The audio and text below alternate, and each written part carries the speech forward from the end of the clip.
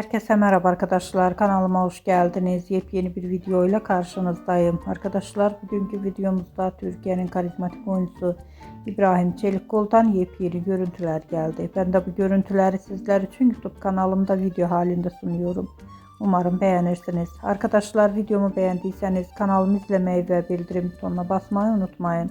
Şimdilik benden bu kadar olsun. Yeni videomuzda görüşmek üzere. Hoşça kalın.